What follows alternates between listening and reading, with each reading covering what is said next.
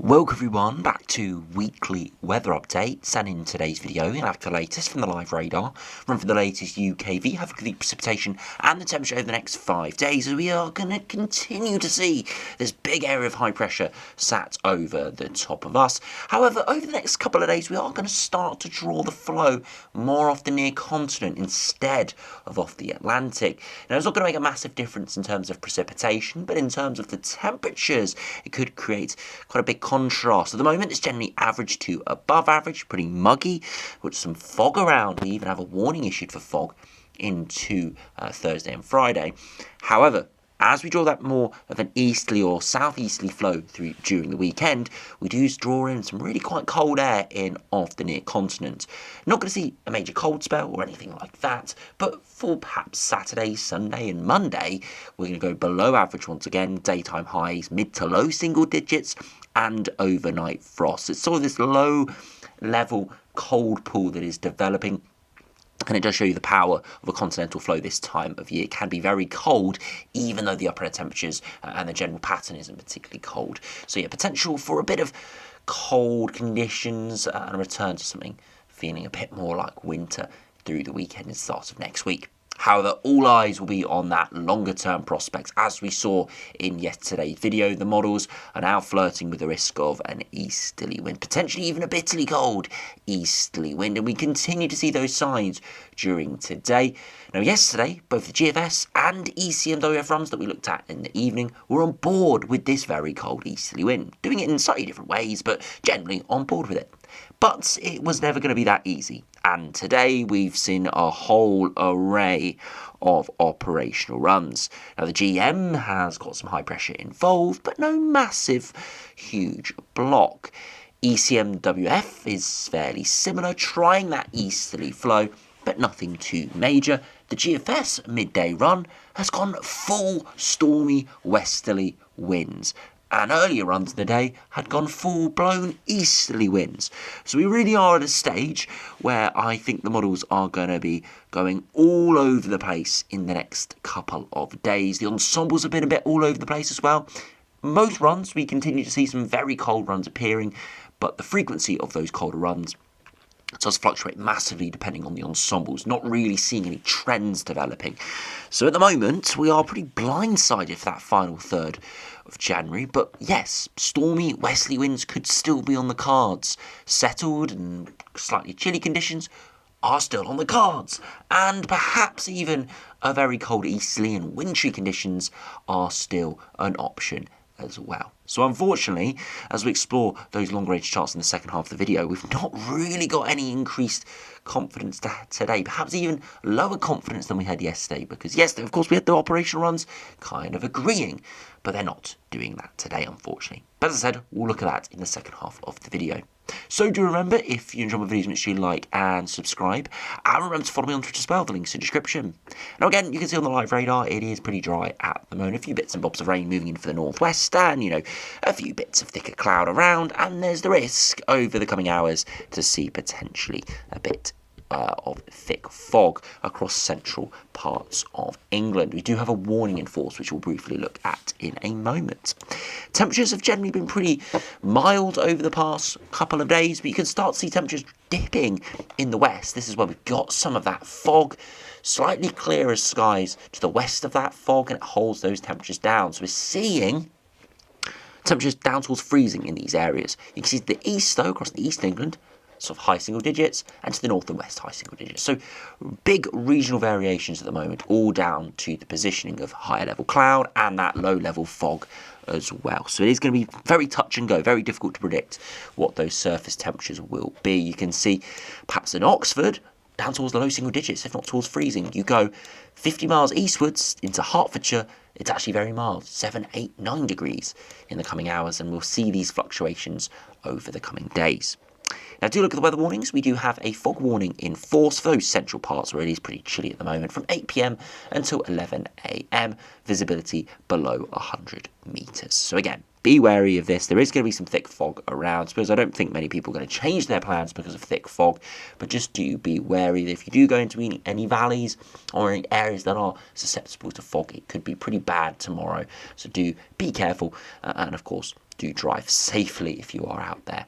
As I said, it could be really quite foggy out there into Wednesday night, into Thursday morning. Now, to go over to the latest UKV, you can see over the coming hours, we continue to see fairly dry conditions, not too much going on. Again, that fog's around into Friday as well. We start to see a bit of precipitation moving in, but nothing too much, and it just remains fairly cloudy and dry. Now into the weekend, you see the wind direction shift slightly, more toward the south to southeasterly, coming in off France. Now, the continent has continued to be pretty cold over the past week. Of course, it's all the very cold air we saw with our coldest spell at the first 10 or 11 days of January, and it's continued to stay pretty chilly, more towards the centre of the high with no westerly influence. So that has essentially cooled down the continent significantly. It's very cold at the moment, and it means when we draw that wind in off the near continent, it means it's actually going to turn very cold for us, even though the upper air temperatures are not spectacular. The general pattern isn't spectacular from a synoptic chart sort of perspective, but it is going to be very chilly, and it's going to be through Saturday into Sunday and maybe even into Monday. But Monday we start to see a bit more of a westerly wind returning, so perhaps transitioning back to something a bit milder. So it doesn't look spectacular at all, but if we put on the upper air temperatures, very mild. But then into Sunday and Monday we see some slightly colder air appearing, and that's because the flow is getting drawn in off the Atlantic, and we do see some significant cooling in those upper air temperatures. And you see it does go pretty chilly for a time. It's down that southeast corner, these little cold pockets appearing as we do see that wind drawing in from the south, and yeah, could turn a little bit chilly for a time. You can see it's a bit more southerly there through Saturday into Sunday, and that's going to really keep it quite cold. Do look at the max temperatures overnight tonight, send those western regions under the fog, and with some clearer skies in a few other spots, down towards freezing, but most still mid to single digits. Into Thursday afternoon, chilly still, 5 to 8 degrees in some spots. We've got that fog, but most, again, kind of mid to high single digits, around average or slightly above. Again, some areas of frost around, perhaps into Friday, but it's not widespread at all. And then Friday during the day, it's only a little bit chillier there, only 4, 5, maybe up towards 8. Into Saturday, a bit more of a widespread frost appearing, not massive, but chilly, and by the afternoon, maybe 2 to 4 degrees, so much colder afternoon there. And then into Sunday, look at this, widespread frost developing, all those lighter blues of temperatures down towards freezing, and by Sunday afternoon, not getting much above 2 to 4 degrees once again, and even around freezing across northern England. We saw the upper air temperatures are not that cold, but it's this low-level cold coming in off the near continent, which is fueling this. And then as we slowly head into Monday, again, a frost appearing, and then it's slightly milder into Monday as that wind veers in from more westerly direction, even though the upper air temperatures are still very similar. So seeing a bit of a small-scale feature there. Again, not producing precipitation or anything, but causing it to turn slightly colder for about 48 hours, maybe slightly longer. So yeah, do be wary of that. Even though nothing major is actually happening at the surface, especially across England and Wales, it could go really cold for a short period of time as we do draw that air in off the near continent.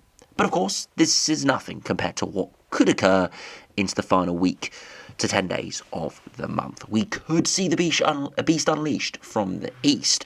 Not definitive, as I said, still a low chance that does occur, but it is in the model output. And if we do look at the latest GFS, it doesn't show it at all. Funnily enough, it's other runs and other GFS runs during today that have shown it.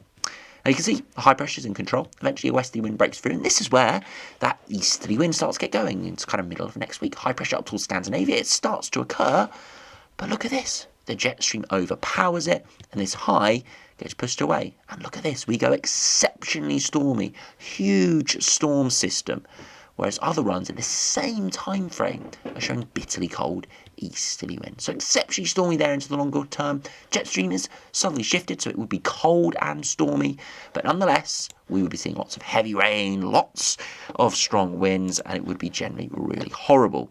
If I go back to the midnight run, look at that. Complete reversal. A bitterly cold easterly wind is getting pushed in. -5 to -10 isotherm, and you can see it remains really chilly before eventually westerly winds try to break through. If we go to the 6 o'clock run, high pressure is sat around trying to push that easterly in, but not having too much success. The midday run, though, stormy. So you can see, I definitely would favour that easterly flow at the moment, but it just shows you how quickly things can change from slightly different starting conditions, and that's exactly what we've seen from this GFS operational run.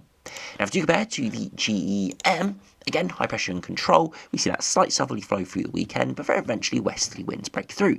Very similar scenario to the GFS, and we do try and see those lows pushing in, but they don't have too much success. And at day 10, we are pushing in an easterly wind. But the high pressure is not as far westwards as northwards as we would need to draw in that very cold air. So instead, we just see a chilly continental flow, probably some daytime temperatures, mid to low single digits, overnight temperatures potentially down towards freezing in western areas, sheltered from the wind. So nothing major, but chilly and fairly dry, as I said. Definitely a scenario on the table.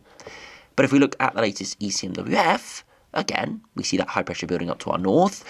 Westerly winds try to break through, and it's kind of a bit of a battle at this point. High pressure is trying to ridge northwards, low pressure is trying to come in off the Atlantic. So I don't really know where this would go. Cold pool is appearing to our east, and if the high did develop in this gap between the low and the cold pool, then we could see very cold easterly winds. But it's out to day 10 at this stage, not seeing any major definitive pattern. It's not really fully coming off, and it's probably because of the strain of the jet stream. So we'll have to wait and see. And again, if we look at the midnight run, we were developing that big high. And look at this, big cold pool to our east. And we would be drawing this in. So it would turn exceptionally cold. We'll have to wait and see. But you can see a whole array of different runs this evening and during the day in general. And that's why I don't think it's particularly wise to take any one single run as gospel at this stage. Or even one single ensemble run, as we'll see now. Now, if you look at the latest GFS ensembles, hovering around average or above average, but slowly decreasing over the coming days, back towards average for next week, but still reasonably dry. A bit more precipitation comes through as we see a slight breakthrough from the west, and then we see massive uncertainty coming in from around the 23rd to 25th. Some mild runs, some exceptionally cold runs, and if we go back to the 6 p.m. run last night, further exceptionally cold runs. The GFS operation was exceptionally cold. A couple of runs have got close to -15. The midnight run, again, an exceptionally cold GFS run. Other runs down to -10. The 6 o'clock run, again, some exceptionally cold runs, but a mild GFS run until it attempts an easterly in the longer term. And then the midday run, GFS a little bit up and down, but as I said, that's more from a westerly flow. And again, some exceptionally cold runs, but again, not overwhelming. So you can see it's oscillating up and down here from all these different runs, and it just essentially means we don't have a lot of confidence in the forecast at this stage. All those scenarios are on the table. If we look at the 2 meter temperatures, all over the place, some very cold runs, those are the easterly winds, milder runs, southwesterlies. And if we do look at the ECMWF ensembles, if we look at the midnight run, it's pretty similar. Some very cold runs appearing, but most are hovering around average. And if you do look at the 2 meter temperatures, again, all over the place. And then if we look at the midnight run from yesterday, some exceptionally cold runs appeared last night. One, if we do go to the energy of THP temperatures, got down to -16.4. Now that would be the beast unleashed. That would be a beast from the east pattern. There would be exceptionally cold. If we look at the 2 meter temperatures associated with that run, daytime highs of -3 degrees, overnight lows of down to -7, and we would be seeing significant snowfall with that. Again, a few runs over the past 24 hours are showing that. So it is a possibility. So a lot of runs showing a more moderate easterly flow. And of course, there are also quite a few runs showing nothing or something kind of in between. So there's a whole array of scenarios going on, and unfortunately don't really have a definitive answer simply because the models are all over the place. Hopefully we see a bit more of a converging scenario in the coming days. I would be surprised if the operation runs that we saw yesterday and some of them through today were showing this really cold easterly wind and it just completely disappeared. I would be surprised. I think the outcome that is most likely is kind of something in between. We see some sort of easterly flow, but the low pressure doesn't allow it to fully dominate. I think that's the most likely scenario, but we could see the other extreme ends. We could see something like the GFS operational, big, stormy westerly flow, or we could see something like the other runs we've seen recently with a very cold easterly, or even potentially a small chance of the beast being unleashed. So we'll have to see how the pattern does evolve over the coming days, and I'll keep a very sharp focus on this. And of course, the midday ECMWF run will be very interesting to see what that shows later on this evening with its ensembles, as that could be a real game changer. If that suddenly goes very mild and westerly, then perhaps that easterly is in trouble after only 24 hours. Or does it go very cold like yesterday's midday run go? We will have to wait and see. So anyway, thanks for watching, hope you enjoyed, subscribe if you're new, and I'll see you again for another video soon.